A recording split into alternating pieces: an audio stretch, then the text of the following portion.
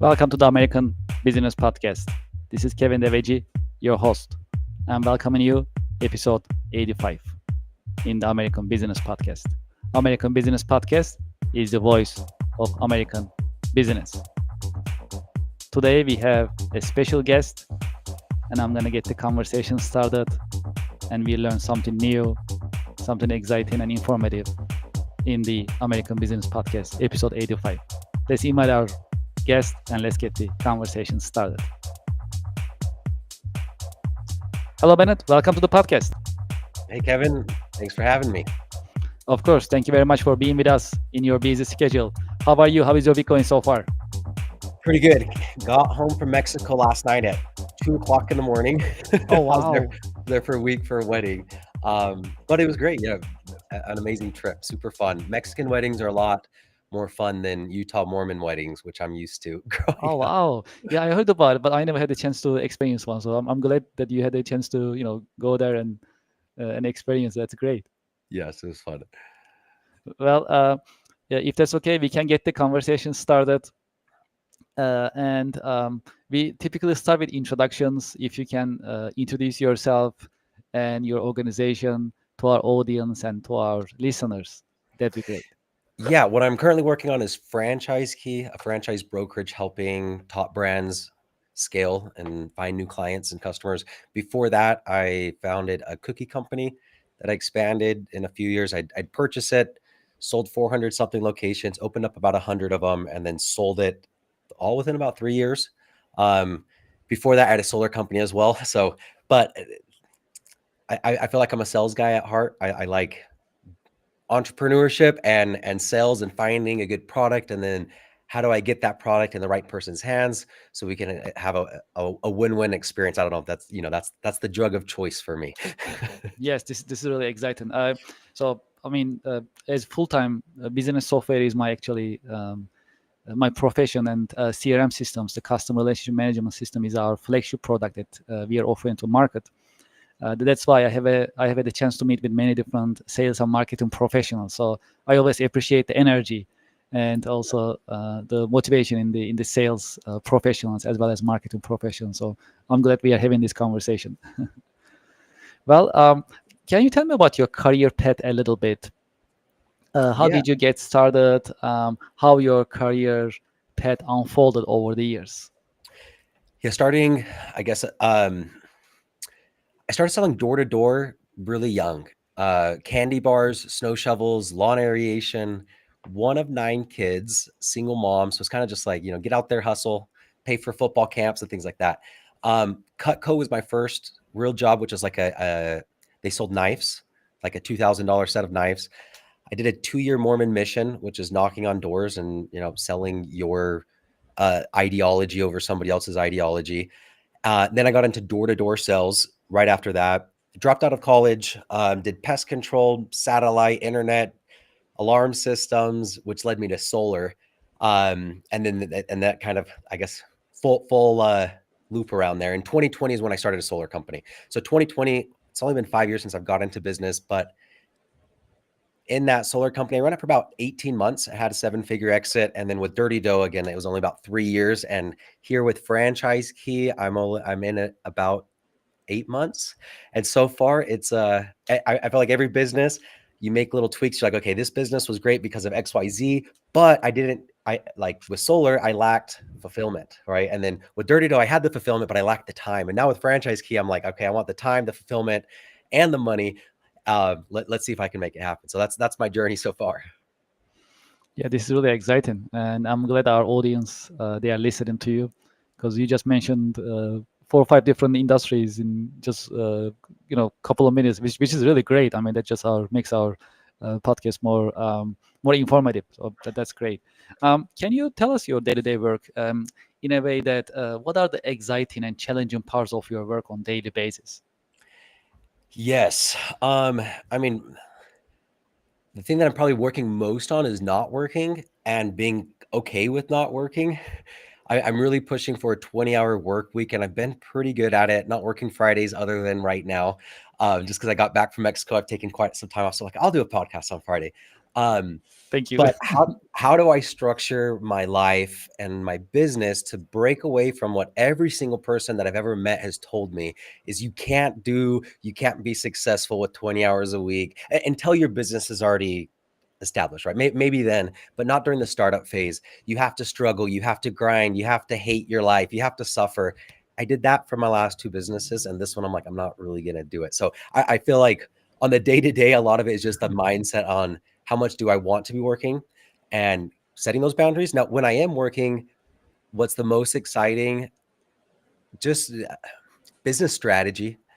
And a lot of it I don't get paid for. It's just random people that will hit me up and like, oh, I'm thinking about franchising my business. Do you want to I mean, can you give me some advice? And it's just having those business strategy conversations, learning about a new product, and then trying to uh, package that in a way to sell. What I'm doing with Franchise Key, I guess a little bit more specifically, is finding new brands or new companies that meet the criteria that I'm looking for that I can go push and sell. Like the first company that I partnered with was a tanning red light therapy type business called Glow Tanning. Um, yeah, and so end of February, and what are we? So like 7 months, 7 months ago, we started ads with them um, to say, hey, who wants to buy a franchise? Right? They've been around for a bit, but they hadn't pushed franchising. In just 8 months, we've collected just under $3 million in revenue for them and placed another 100 territories, which usually for a company to grow by 100 territories, that takes them several years, decades, or they never reach it. Um, but with the sales engine that we have paired with a really good brand, we've been able to achieve it with glow tanning. Now it's finding the next 5 companies that we're doing that with, and we just signed on 3 like during this month. So that's really been exciting, kind of vetting through different companies and seeing which ones really fit with what we're trying to offer, which is like a very secure franchise versus, I mean, there's a million franchises or a million businesses you can buy, but there's not too many of them that have 100 locations with 0 closures in company history, things like that most people don't really know what to look for. And it's like, hey, we'll just pick the top 1% and try to represent those ones. This is really exciting. Well, can you expand on franchising a little bit? So, Yeah. if that's okay, it is because we also have a large audience of entrepreneurs and investors, right? So, if you can share some insights in terms of about franchise fundamentally, as well Yeah. as like what is the best way to invest. So you have the franchisor and the franchisee. The franchisor is going to be is often the corporate. And then the franchise owner is like, okay, so if I want to buy McDonald's, I don't own McDonald's. I just own my local McDonald's. I'm the franchisee. Why would I want to do that? Well, maybe because I have some money, I have some business experience, but I don't know how to make hamburgers. I don't know how to come up with recipes. I don't know how to or want to do the marketing. So can I pay McDonald's an upfront fee, or whatever brand I'm going to go with, a Jimmy John's? I give Jimmy John's $40,000. That's my franchise fee. So I get access to their playbook. Then I have a playbook that's led to the most successful food franchise over the last 30 years. That's been Jimmy John's. So it's like, yeah, I'll pay 40K for that, right? My risk is now mitigated because I'm buying into something that's worked before. There's no guarantee it's going to work for me. But if you look statistically speaking, if you buy a franchise, especially if you're doing the vetting right, your business, the numbers are a lot better as far as who goes out of business first. If you're trying to do it all yourself, or if you're trying to do a franchise. So there's a lot of advantages, and then there's scalability, right? So once I have my first Jimmy John's store open and all my employees trained, I know how to find the sites. I know how to build out the stores. I have the relationships with the contractors. I know the system. Now for me to get one Jimmy John's to go to 2, 3, 4, and 5 Jimmy John's, that's where I think the real cool freedom comes from franchising. Typically, a big misconception is in franchising is like, yeah, I'm just going to pay Crumble, 100K or whatever, and get my store open, and it's just going to run itself for me. And it's like, no, typically when you buy a franchise, you just bought yourself a job, right? You're a business owner now, you're an entrepreneur. It sucks. You work the latest hours, you get paid last, and you're like, shiz, what did I get myself into? But if you could go from that 1 crumble up to 3 crumbles, and you look at the crumble numbers and you're like, wow, the average store out of all of their stores makes 150K times 3. Okay, that's 450K take home into a model, that I didn't have to figure it out. Like Crumble's been doing it. They do the marketing for me. So I think that's the cool thing of franchising is you can really get to that semi-passive, more like retirement work, or at least work on your business, not in your business, a lot quicker. Because if you're choosing the right franchise, it's all about systems and processes. It's not about if you are the best salesperson or if you're the best marketer or if you're the best sandwich maker. How much of an investment will be needed in general? Um, I'm sure there are variables, but yeah, in yeah, general, in super big general. variables. I would say most like QSR, quick service restaurants, like a Jimmy John's, it's 400 to 600K all in, and then you can do an SBA loan. SBA loves franchising. Typically, like it's proven models if you get the right businesses. So you True. can get into franchising. And a lot of people don't know this because they think they need $500,000. You can get in with 50K would probably be the minimum that most franchisors will look at.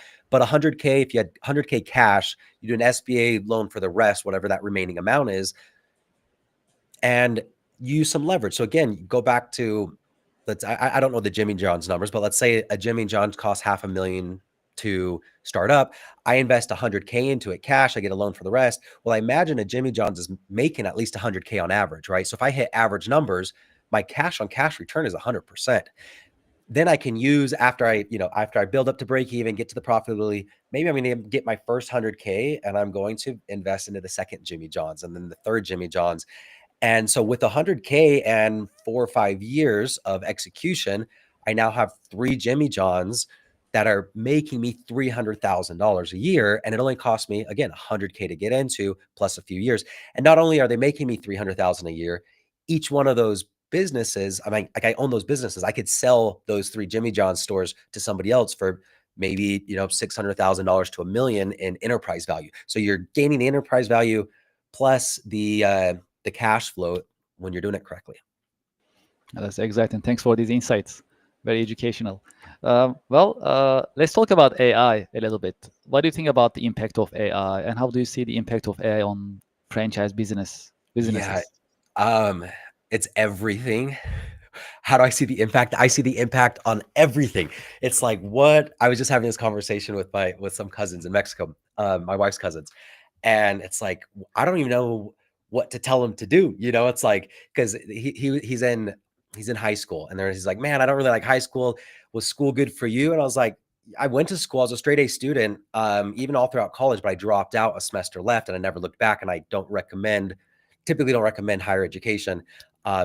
Based on what you want to do. But even like if you want to be a doctor, lawyer, like those jobs are gone. Like there's no point of starting a career being a doctor when we know AI is better. Like it's already better today, and people are going to trust accuracy with their health. Yes, there's human interaction, you want that, but accuracy is more important when it comes to health. Accuracy is more important when it comes to law. And ChatGPT knows everything that's ever happened in law way better than any lawyer that I can hire. So it's hard. And then you think, well, be a plumber. Like Gary Vaynerchuk says, be a plumber. But you look at Optimus, the Tesla robot, and then you're like, well, no, they say that within 5 years for 30K, it'll be your plumber forever for only 30K. You know what I mean? So it's very hard to know, but I guess the summary is don't worry about it in the sense of don't think you're going to predict what AI is doing. A year ago, we did not predict that I could upload a picture of my face and make a deep fake of myself typing in a script, and then it sounds and looks like me. That wasn't imaginable in a year ago. Like, yeah, maybe in 10 years, but like here in a year, we're at it. So now my philosophy is just use AI as much as you can. I talk to it every day, pay for this $20, whatever the hell they charge you, so you can do like the live voice and get to know AI. Let AI get to know you. I record every conversation, every sales meeting, every meeting ever is just recorded from Google Meets, and it's always uploaded to my AI training folder. Um, and so the AIs know my business. It knows every single weekly meeting we've ever had, every goal we've ever hit, who's hitting them, who's not. And you could just put so much massive amounts of data in there. Now, I'm not wearing it today because today's not a work day, but usually I wear, it's called Plaud, Plaud AI. It's a recording device that integrates with Gemini and ChatGPT and all of that. But I just record my full work days of conversation. I've been doing that for a few months. So I can go in and tell ChatGTP, write this script using my voice, and it's just like as good as it can get. So then you can really leverage, like, my social media is all done by AI, all of the captions, all of the responses to the comments, everything, but it's very well trained to me. And it's not just the general chat GTP. You make custom GTPs that you're giving it specific, because how I want the response to a comment is going to be different than how I want the response when I ask it to structure a post. Or actually, right before this call, I have a custom GTP that says podcast prep. I take a screenshot of the calendar invite and I put guest prep, because I'm also a host, so I'll do host prep. So I just have to clarify if it's guest prep or host prep. When I say it's guest prep and then I upload the screenshot, I didn't have to do anything else. It sees your email, sees the name of the podcast, then it gives me all the details that I wanted to know, like how long has the show been running for, and whatever those details are. But leveraging AI, I would say, is the most important. And then again, to reiterate, just don't think that you're going to outguess it. You have to just let go of control more now than ever, because there is no control with what's going on, and just trying to work with AI instead of trying to think you're going to outsmart it. What is the name of your podcast? Deeper Than Dough. It's following the emotional side of the entrepreneur's journey. The quick summary is I sold my solar company summer of 2021. I was 310 pounds, and I became a millionaire on paper, right? Whatever the hell that means, at 28. And that was just my goal, right? Like, everything was built up to that goal, and I achieved it. And then I like looked around at my life and I felt great, like dopamine goes up, serotonin high, and then it goes back down. It can't stay in your brain forever. It's not supposed to. And then it left me thinking like, hey, what do I actually want in life? So Deeper Than Dough, more than money. And it's focusing on finding joy and fulfillment despite life's dirtiness. So don't wait for life to be perfect in order to be able to enjoy it on the day-to-day basis. Yeah, this is exciting. So, well, it's good announcement as well. Yeah. So thank you for sharing this. I appreciate it. Well, from the franchising point of view, also business in general, because you've been to different industries and verticals, so you have a really vast experience. What are the best marketing methods or marketing channels that you've seen so far bringing you the highest ROI? Yeah. Social media. So with Dirty Dough, we sold 450 franchises, didn't spend any ads.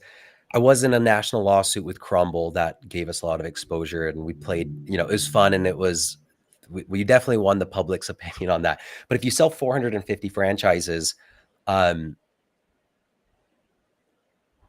crap, I forgot where I was going with that, Kevin. I was like, yeah, no problem. Sorry, can you remind me what you asked Yeah, me? absolutely. Yes, Yeah. no worries. It's all good. The marketing ROI. So what are the best Okay. channels Yeah. to get the So best ROI? personal branding. So I sold 450 franchises. That's well over 10 million in revenue that we collected. And the ROI was, I was just posting every day. Again, it wasn't me, it was somebody out of the Philippines that they kind of trained, but getting on social media and creating a personal brand. So most of that was probably LinkedIn. And it's not me messaging people on LinkedIn saying, do you want to buy a franchise? Never. I never did that. Or even posting every day, do you want to buy a franchise? Maybe 10% of my posts are about the opportunity to buy a franchise. It's just getting out there. And if people relate to you, like your advice, trust you, then maybe eventually, whether it's in 2 weeks, 2 months, or 5 years, they're going to want a part of what you're doing. Right. And I think that has had a huge ROI. Now, a little bit. So for business owners listening, if you don't have a personal brand, you're not posting every day. That was the best advice I got, is just post every day. And because I started doing that, and then I'm like, then as a process business person, I'm like, okay, I'm going to make it a little bit better. I'm going to make it a little bit better. And over the years, it's been a really good sales engine. Then apart from that, it's just having, meta ads. So I ran my solar company. We did a lot of door-to-door, which is great, but harder to scale.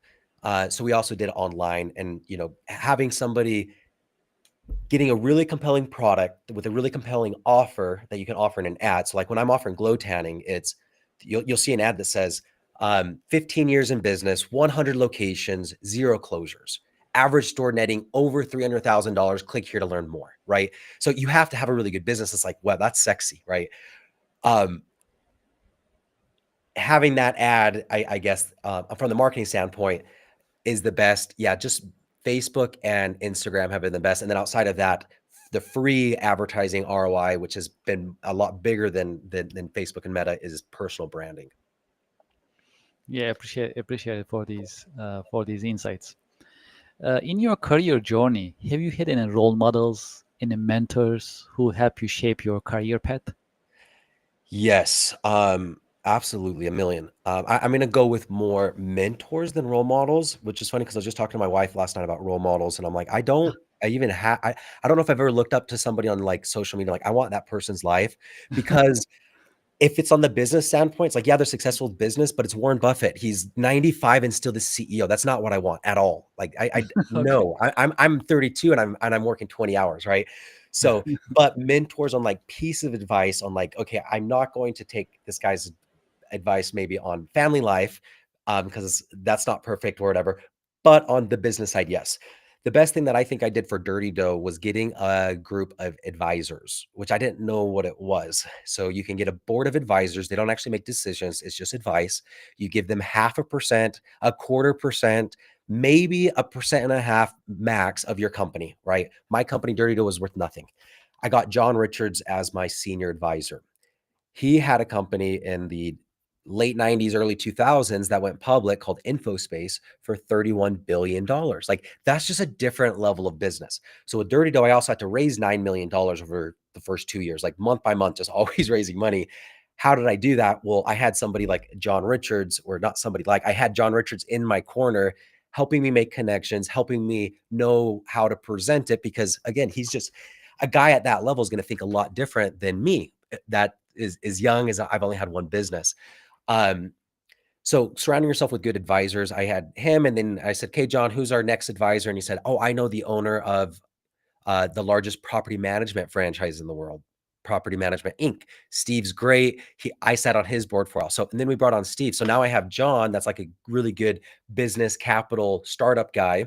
And then I have Steve, that's 20 years expertise in franchising. Um, one of the advisors that I ended up getting as well was the former CEO of Jimmy John's, Greg Majewski, who was an advisor for about 8 months, became CEO in December of 23, and then bought all of Dirty Dough September of 2024. That came from getting an advisor. And why did I get Greg? Well, Greg was specialized in food. So now, I have a business guy, I have a franchise guy, I want a food guy. And Jimmy John's has been the most successful franchise measured by growth in the last 30 years. So it's like, hey, if he built that, he can help over here. So lots of different mentors. Those are only three that I like gave equity to. There's a million more, like the owner of Everbowl, an acai chain that has 100 plus locations, that he met with me before I even opened up my first Dirty Dough, told me everything that I was doing basically was wrong, and helped me revamp everything. And that was just because I messaged them on Instagram, and I just like, hey man, this is what I'm doing. Can I meet up? And I just did that with everybody. Um, because uh, going back to John Richards, his advice was, the notion that someone's going to steal your business idea if you talk about it too much is just BS. Ideas aren't valuable. The execution is valuable, right? So then it's like, okay, I'm just going to tell anybody and everybody what I'm doing. And then I'm going to use my Cutco skills, which is all like referral based selling. Like, I'm going to sell you, but before I leave the house, Kevin, you're going to write down 10 names of people that I could potentially contact. And then I'm going to ask you to call them. And as soon as they answer, I'm going to have you give you your little speech that I trained you on, and then hand the phone over to me. And I'm going to set the appointment right there, like referral based, right? And one thing just kind of compounds on, from one to another. So continue to ask people. Go ask 50 people for advice on your business. Get a sounding board. Half of them won't respond. Some of them will think you're done, but who cares? A few will, and momentum builds from there. Yeah, this is really informative. Well, if there is only one key career lesson that you can share with us that you learned the hard way, what would it be? Um, you're not. I'm not, and you're not. You're not after anything material in life. All of our goals, if you say, what are your goals? What are all the goals you've ever set for your entire life? You list out, I wanted $1 million. I wanted to sell my first franchise. I wanted a $10 million business. I wanted this. I wanted that. No, I didn't want any of that, right? Because I had it and then I still felt a lack. So what was I lacking? Well, the lack was the emotion. Um, the emotion of whatever that emotion is that you're going to define. But your goals have to be emotional based. Otherwise, you're going to set material goals, hoping that it makes you feel a certain way. You're going to either achieve it really quickly if you're lucky, or spend your whole life. But either way, once you achieve it, you're going to realize that it didn't give you the sense of importance that you're looking for, right? $1 million doesn't do that. The sense of importance comes from being able to only, I mean, at least in my point of view, from being able to take Fridays off, even during a startup, even if there's not cash in the bank at all times, even if there's whatever, knowing that my peace is never going to be contingent on external factors. It has to come from me because I can't control everything. I've been trying for several years, and unfortunately, I cannot control the universe. Damn it. Well, is there yeah, is there a book or a show or a movie that help you shape your career perspective that you can share with us? Yes, a million of them, but one that I'm listening to right now, I'm not even finished with it. This guy's passed away quite a while ago, philosopher named Alan Watts. This one specifically, I mean, it's as good as anything I've ever read or studied. Um, the title on YouTube, I realized I was never lacking anything, Alan Watts. And it really goes through the before you spend your entire life trying to get to the next level, waiting for somebody to give you permission to finally relax, like peace being one of the quotes on there, like peace is not the destination, right? It's like I'm going to work towards peace and try to find peace and happiness. Peace is not the destination. Peace is the road. And because we're so focused on the destination, we're not paying attention that we're already on the road and we already have it all. That's the general idea behind it. Very different than Western philosophy. But again, I look at Western philosophy. I'm like, if I can't find like a role model of like that person's mind is the mind I want, as far as the thoughts that go through their head, not an intelligence or wisdom, but like what are the thoughts that are going through their head each day, because that controls the quality of your life, right? And are those thoughts um, thoughts that are detaching your happiness and your peace from external environments, or are those thoughts completely continuing to tell yourself the lie of the next thing, when I get the next business, when I sell the next franchise, then I can relax, then I'll be happy, then I'll do XYZ. I think that's a full, as big of an illusion as we can find in the world. What are your biggest passion and interests outside of work? Um, I like fitness a lot. So I've lost 130 pounds over the last few years. Again, because I was like, okay, if I tried everything with work and I achieved everything I ever wanted, I mean, a millionaire before 30, like I didn't even think that was even possible. Achieve that, but it was worth nothing to me because like I was 310 pounds. I couldn't walk up the stairs without breathing hard. So uh, lifting, yoga, stretching, jujitsu, Muay Thai. I've been getting into that again. Because I did wrestling in high school. Super fun. I have 3 amazing kids that we do dates every day. That will go do something. Longboarding. I longboard every day as well. Try to get outside. Um, but again, it's a lot, because when you're only working 20 hours a week, it's like, okay, what are my other hobbies? What are the other things? Travel a lot. So I've been in Mexico every year. I go for like a month. This was the second time we've already gone for this year. So traveling is also super fun. And just, yeah, I think the biggest thing is fitness and hanging out with my family though. If you had a chance to go back history, personally or historically, to what time period would you like to go back? Ooh, I think we're living in yesterday. Can I do that? Because like, I think we're living in the best time right now. I think there's more potential, more opportunity, more goodness. Um, yeah, social media might have you believe otherwise. The news might have you believe otherwise because you see murders and things like that. But if you look at any of those metrics objectively, like we're in safer environments now than ever. The opportunities are great. I don't know. Maybe 30 years ago they said it was a little bit better to buy a house. I don't know. No, but I'm going to go with right now. I think the time right now is the best time to live in. Like AI, I can I can post the next 50 videos in 10 minutes by going to ChatGTP and saying, give me 10 highly controversial I mean, I don't have to do that. I've already done it. It's already in a ChatGTP, right? I mean, it's already in a Mhm. custom GTP. Give me the next 50 scripts. Then you go to HeyGen and you plug it in. And HeyGen is a software that you record a video for 5 minutes and it will make a deep fake of you that your wife can't tell apart unless you tell her to look for it, right? Like if you're looking at the lips, maybe you can tell, but if you don't, you can't tell. And then you go to a software like 11 Labs to replicate your voice because that does a better job at HeyGen. Simple immigration. I'm not a tech guy, right? But you got to figure out these basic things. Mhm. Then I get all my scripts that ChatGTP made for me, and I just plug them in. And then now I have all of these videos with all of the content, all of the knowledge that's very applicable to me because it has hundreds and hundreds of hours of me talking and thinking, not just about business, but life and philosophy. Um, and man, that's so exciting to me. That is the coolest It thing that we is. just have so much scale and yeah, I guess the systems that AI allows you to put in place is amazing. Yeah, I had a chance to use Heijan as well. You should see me speak in Spanish, and I can really speak. Yeah. Yeah, I'm on. I was cause that I just wanted to test it, and the movements and the voice really sound great, but I wasn't speaking in Spanish. Just look great. So I actually took the video and I show it to native Spanish speakers. Like, what do you think? I mean, is it really good? They couldn't believe it. They really like it very much. So Yeah, it's it's unbelievable. So to your point, yeah, absolutely, it's really exciting. on the translation thing. This was at the airport yesterday. I mean, I saw uh, I think he was speaking Mandarin maybe, but he definitely couldn't speak to the counter guy, and they're having that language barrier. And I just got the new AirPod Pro 3s.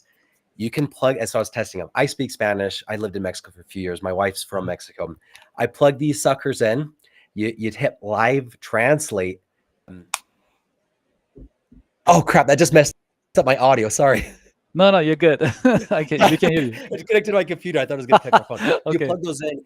Wife speaks to me in Spanish, and it's about a 2-second delay. But visually, I can see it, and then the audio, I can hear it translating in real time in English. It's so cool. amazing, amazing. Yeah, So these are cool. really great times. Yeah, we are really lucky. Absolutely. Well, if, from the business point of view, how do you stay motivated and inspired in times of challenges at work?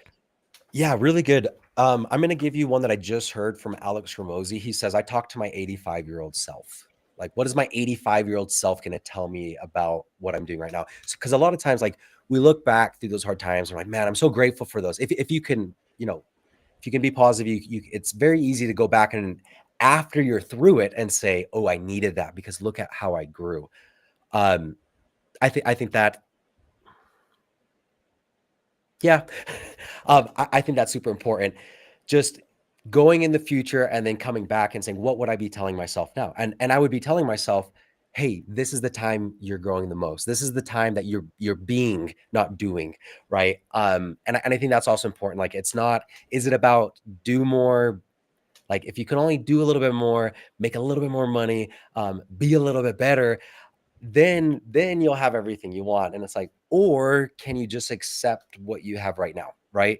Mhm. And then see the illusion of I'm never gonna get to the finish line because my brain changes the finish line every time I freaking get there. It just sets a new finish line because that's what brains are designed to do, right? The next thing, and progress and efficiencies. Do you have any career advice for the next generation? Yes. Don't plan out for more than a year, especially with AI. Because coming back, I guess again, I'm going into philosophy a little bit, but all suffering comes from desire. You can't suffer unless it's a mismatch of expectations versus reality. So, and what everybody else is teaching you or me that I've seen is you just have to have bigger goals. You just have to work harder and do more. When in reality, it's not that. It's the opposite. It's becoming really defining what your goal is. And that goal again can't be material because we don't want material things.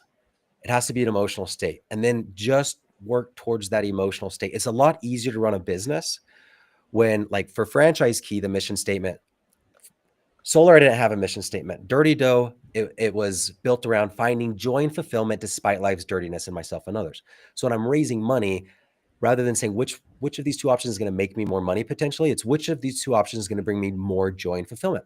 Now with Franchise Key, it's freedom from constant thought to live a life of ease and gratitude. So as I make decisions, I'm basing off of that emotional and like which of these two hires is going to give me more freedom from constant thought. So my life can be more in line with ease and gratitude. So set up a mission statement and make sure that that is your goal and you relate with it and it's emotional based. And then yes, you have all your material goals, but they're only subset goals to get to that emotional state. Where right now, again, we just set material goals and you just achieve them and then you realize they're empty. And it's only if you're lucky to achieve them quickly, usually you see the pattern of emptiness quicker. If you don't, you wait till you're 65 and you're retired and you're like, oh crap, that was a sham and my life's over, right? And I don't have my health to go actually enjoy it. For those who like to be in touch with you, what is the best way to be in touch with you? LinkedIn or another medium that you can share? BennettMaxwell.com has links to all my social medias. Post typically twice a day on everything we're talking about: business, mental health, fitness, family, all of that. Podcast links are there, and then anything about franchising can be found on that website as well. Bennett, thank you so much for being with us in your busy schedule. That was a great conversation. We truly appreciate it. Yes, thanks for the time, pleasure is all mine. Yes, thank you so much. Appreciate it. And I wish you a great weekend. Thank you. Thank you very much. Well, to our audience and to our listeners, I hope you enjoy this week's episode with Bennett Maxwell. And it was a great conversation.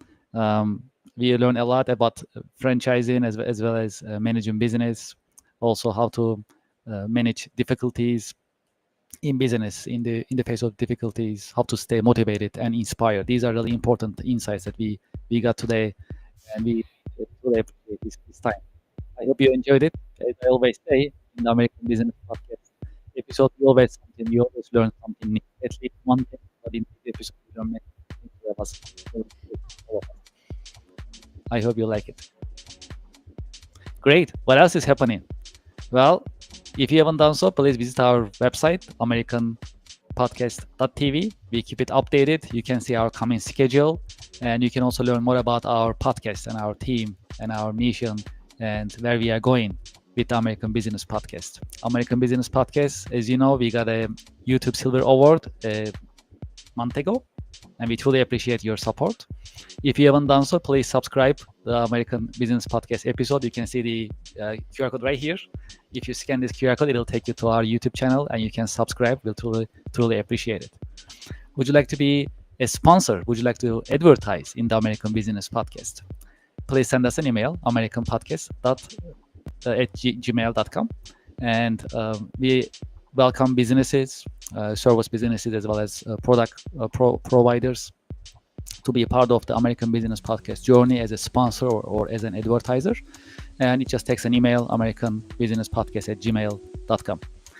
If you like to be a guest in the American Business Podcast, you can also send us an email, americanbusinesspodcast@gmail.com. The American Business Podcast welcome any business professional, as long as you like to share your professional wisdom, your professional insights, and you like to share what you learn, your experience with our audience. You are more than welcome to be our guest. In that sense, we have an open door to any business professional in the US, as well as globally, of course. If you like to share your ideas with us, what do you think about the American Business Podcast? If you like us to cover a certain subject or like us to have a particular guest, you can also send us an email, americanbusinesspodcast@gmail.com. Great. What else is happening? Let's talk about what is coming up. Well, as you know, we have an online business networking event, the Connection America. And the next one is scheduled next Friday. If you'd like to join us, please scan this QR code and join us. This is a monthly exclusive, the American Business Podcast streamed live event. And you'll be able to introduce yourself, your company, your products and services. You'll be able to meet with other business professionals. And all these activities, all these conversations and interactions will be streamed live on the American Business Podcast. So you'll be live on the American Business Podcast, and at the same time, you'll meet with other business professionals. How cool is that? So if you're interested, I hope you can join us. This is the QR code. I have it on the screen. Please scan the QR code and join us. We have limited seating, as you know, every month. And the sooner that you register is better. So you're more than welcome to join us. We have the American Business Podcast membership program. If you'd like to be a member and support the American Business Podcast, please scan this QR code and join us. We have different types of membership programs based on your choice and preference. They come with various benefits as a token of our appreciation. And when you scan this QR code, it'll take you to our membership page. You can learn about the American Business Podcast ABP membership programs available. Pick the one that you like and join and support the American Business Podcast. We'll truly appreciate it. Let's talk about our sponsors, Ms. Excel. If you like to learn Excel and other Microsoft Business software systems in a fun and enjoyable way, consider Ms. Excel. I have the QR code on the screen. You can scan the QR code. And also, before you check out, I have also a discount code, ABP 2025. It'll give you a discount when you are checking out on Ms. Excel's websites with various courses that you choose. And this code is ABP 2025. That's the discount code. Comes from the American Business Podcast. If you are in the market for an ERP software system, ERP stands for Enterprise Resource Planning. That's an accounting system followed by purchasing, operations, and other functionalities of your business all on one platform. That's actually what it does fundamentally for the ERP software systems. And if you're in the market for this type of software systems, consider iTech Inc. They are specialized in SAP and Oracle ERP software systems. They install, configure, train, as well as support these software system and their users. I have their QR code on the screen. You can visit their website. They have their own staff for implementation and support SAP and Oracle ERP systems. Also, if you'd like to learn more about them, you can scan this QR code and get in touch with them. When you get in touch with them, make sure you mention that you heard about them on the American Business Podcast. Well, that's it for this episode. Thank you for your time, and I wish you a great weekend. The American Business Podcast is the voice of American business. And in the next episode, we will have new guests, new insights, new business wisdom and information coming to you, just like every other The American Business Podcast episodes. Thank you very much and have a great weekend.